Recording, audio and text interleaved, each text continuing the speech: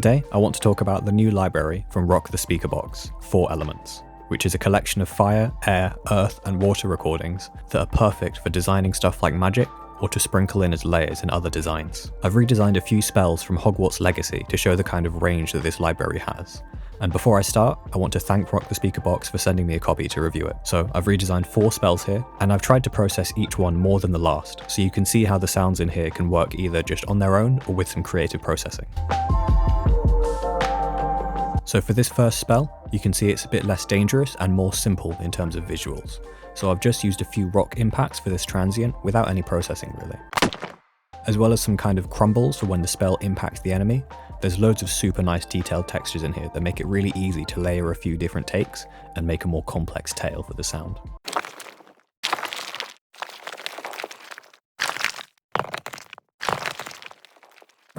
The thing I really like about libraries that are very recording based is that you get these little pieces sometimes that just work really well, like this little whippy sound that was just in one of the earth recordings. It's part of the build up here, alongside a few other rock recordings that are being reversed into the main impact.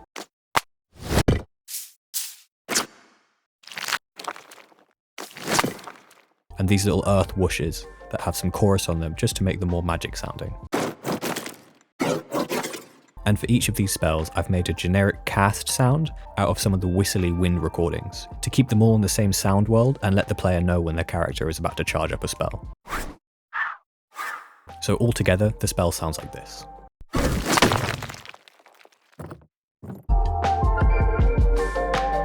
Next is this fire spell. It's a lot bigger and more aggressive, so I'm distorting some of the fiery whooshes here and using more punchy transients, which this library has a lot of.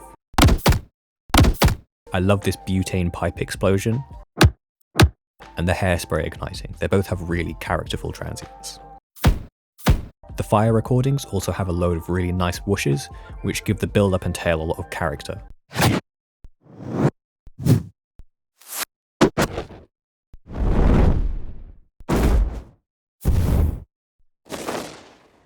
I'm combining them with some brighter, crackly elements too, to sell the fire actually burning the environment around it.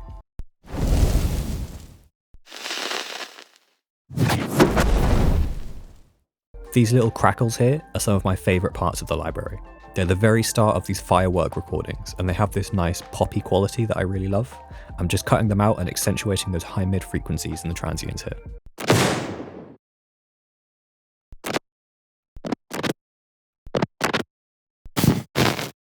Lastly, I'm blending in these firecracker tails at the end to kind of place it in the environment, using a combination of pitched up and pitched down takes to make the tail feel bigger.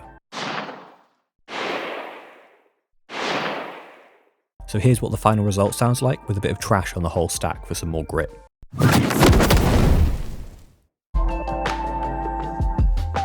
Now for the air spell, which is this kind of parry move. I'm using a lot of similar techniques with the transients and whooshes, but I wanted to get some more tonal metallic sounds out of the recordings. So I'm using Kilohertz resonator set really high up, and Lagrange, which is this crazy abstract delay, to process some of the swinging cable recordings into these super bright tonal sounds.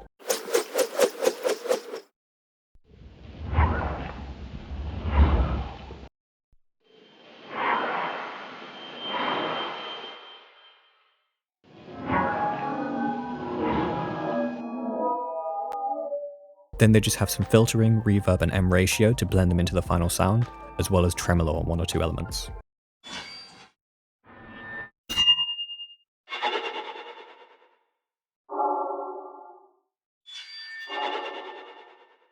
Then I'm running these really cool wind wand recordings through a load of distortion to make them super fat and powerful in the low end.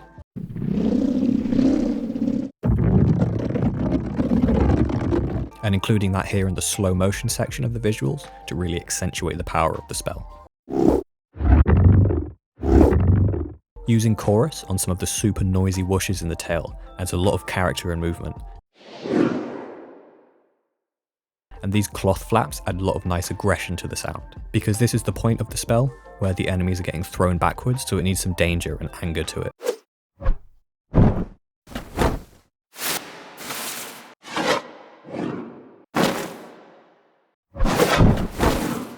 Altogether, the spell sounds like this.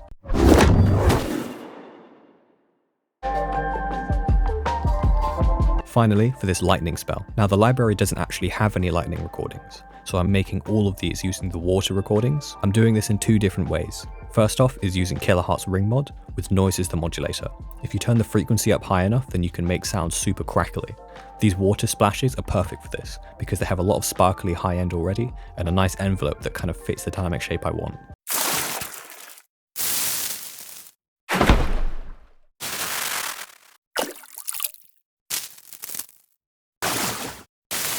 So once I've arranged them in the final design, they sound like this. The other technique is taking these water whooshes and sending them through loads of distortion with subsynth to add a load of low end too, so they sound like this.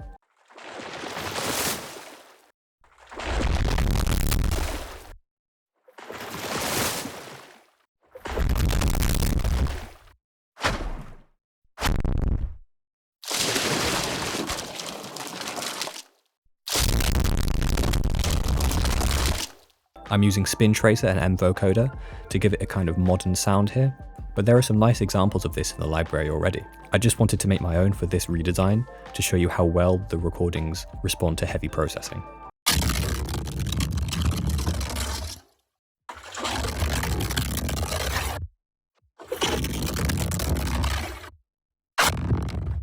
Again, this processing is playing off of the natural movement of the recordings, so you get loads of crunch across the sound that changes over time.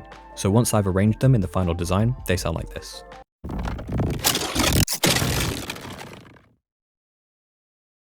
I've also made some nice wobbly tails from the water impact using Chorus, Spin Tracer and Filter Freak, which work well as background elements as well.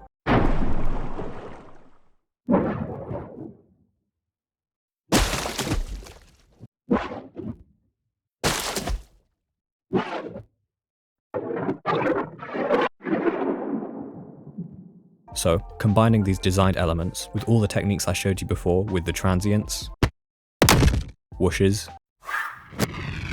and tails, the final result sounds like this.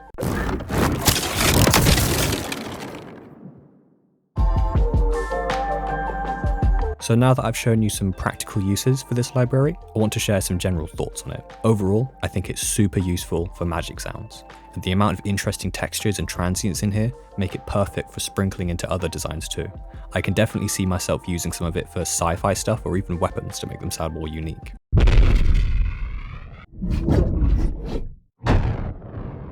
Having such a large bank of characterful whooshes gives me loads of resources for general sound design too. I find that when I'm making assets, I end up reaching for whooshes all the time, so having such a range of them in this library is super useful. I didn't use loads of them here, but I also appreciate having a load of long, sustained textures that you can use for making variations and looping sounds, especially ones that already have some processing, so you can get inspired right away without having to use as many effects when you're initially making assets or drafting things.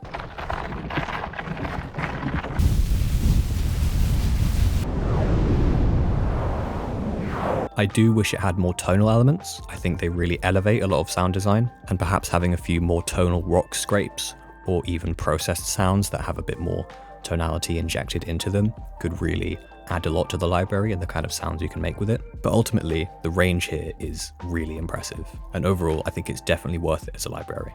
So that's going to be it for this video. Thank you again to Rock the Speakerbox for sending me over 4 elements to review, and I'll see you guys next time.